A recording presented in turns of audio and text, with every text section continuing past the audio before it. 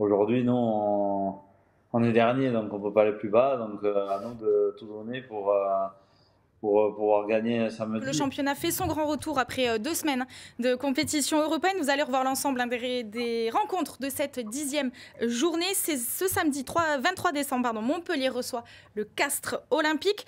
En quelques jours de ce match, Anthony, est-ce qu'il y a une forme d'appréhension quand même après ces 2 victoires, là, de rebasculer en top 14 ou pas du tout? Oui, bien sûr, il y a une forme d'appréhension, mais comme on le disait, c'est plus de l'excitation. Et aujourd'hui, nous, on est dernier, donc on ne peut pas aller plus bas. Donc à nous de tout donner pour pouvoir gagner samedi. Mais comme je disais, on travaille plutôt bien la semaine. Donc on a fait 2 matchs de qualité. Maintenant, il faut le transformer en top 14 où ce sera un autre niveau. Mais on est excité de vouloir avancer, d'enchaîner les matchs pour remonter au plus vite au classement. On voit Castres depuis le début de la saison qui est une équipe très offensive, c'est celle qui a marqué le plus de bonus offensifs. Là, vous nous parlez que Vincent Etcheto vous demande de vous libérer derrière. On peut s'attendre à une rencontre spectaculaire ce samedi. Je sais pas, on verra. J'espère qu'on prendra du plaisir, mais surtout, comme on l'a fait sur ces derniers matchs, débuter déjà avec une grosse défense où s'appuyer sur ça, où c'est aussi notre point fort là, depuis 2 semaines. Et puis après, on verra. On ne peut pas prédire ce qui se passera, mais en tout cas, j'espère que nous, on arrivera à faire de belles choses et marquer des essais en tout cas, plus qu'eux pour pouvoir gagner ce match. Les Montpelliérains sont attendus au tournant ce week-end. Ouais, il y a un week-end sympa, top 14. Ouais. Regardez, il y a quelques affiches qui sont plutôt sympas. Il y a évidemment, il le sait, Julien Proria, il y a une grosse pression sur Montpellier. Il y a de mémoire Toulouse-Toulon qui est plutôt quand même très sympa aussi. Non, il y a de quoi s'amuser. Donc oui, effectivement, là, après, il ne faut pas non plus en faire le rendez-vous décisif de la saison. C'est long, le top 14 c'est une lapalissade, mais oui c'est long, c'est un marathon, on peut utiliser toutes les images qu'on veut. Ils vont pas mourir, ils seront pas sauvés s'ils gagnent ce week-end, ils vont pas mourir s'ils perdent. Donc moi j'aurais tendance à dire que, attendu au tournant oui, pression oui. Après, voilà, il y aura un lendemain, il restera une quinzaine de matchs à jouer.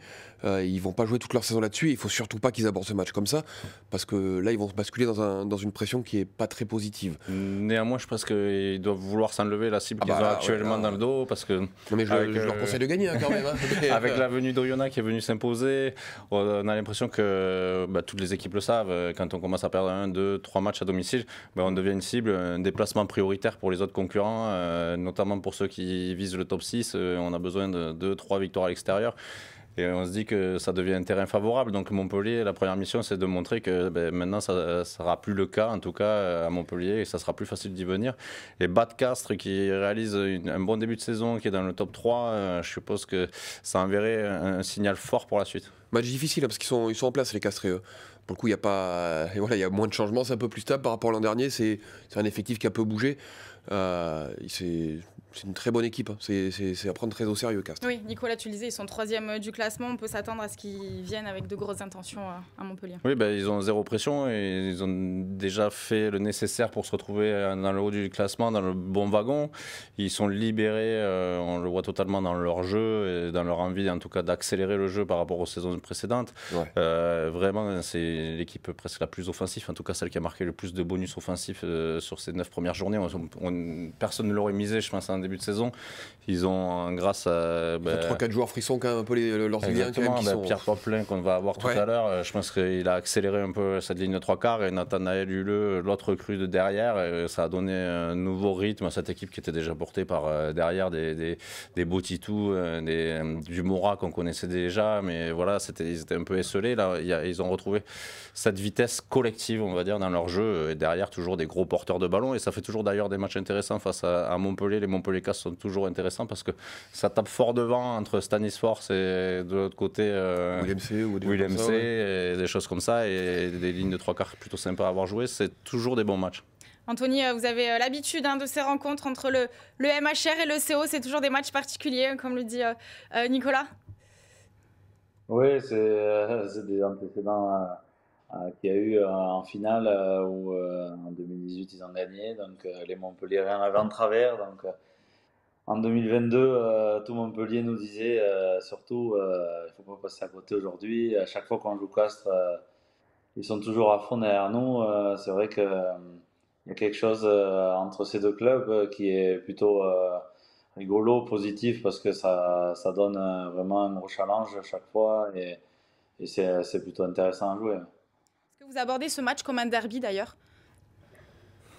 Non, parce que c'est loin, hein, on peut parler de derby. C'est juste que voilà, il y a des supporters qui sont à fond, hein, et excités de rencontrer Castres à chaque fois, et c'est la même chose de l'autre côté, donc c'est super à jouer. C'est pour ça aussi qu'on joue ces matchs-là où on a envie de donner voilà, de faire des belles choses pour les supporters aussi, parce que ils se donnent toute l'année, ils supportent tous les matchs à domicile et nous suivent même à l'extérieur. Donc c'est aussi pour eux qu'on joue et là qu'on a envie de retrouver une victoire à domicile depuis tant de mois. Ça lancerait peut-être enfin votre saison, votre confiance sur le top 14? Oui, oui, ça pourrait nous relancer. Et c'est vrai que d'enchaîner, ça nous fait 3 victoires d'affilée, de nous relancer en plus, qui plus est contre Castres, qui est dans les premiers du championnat. Donc ça pourrait vraiment nous faire du bien et nous libérer pour la suite. Il faut profiter de cette période des fêtes où il y a des fois des équipes un peu moins vigilantes. On voit que des fois des petites équipes qui sont en pleine forme et ben, se prendre les pieds dans les tapis à ce moment-là.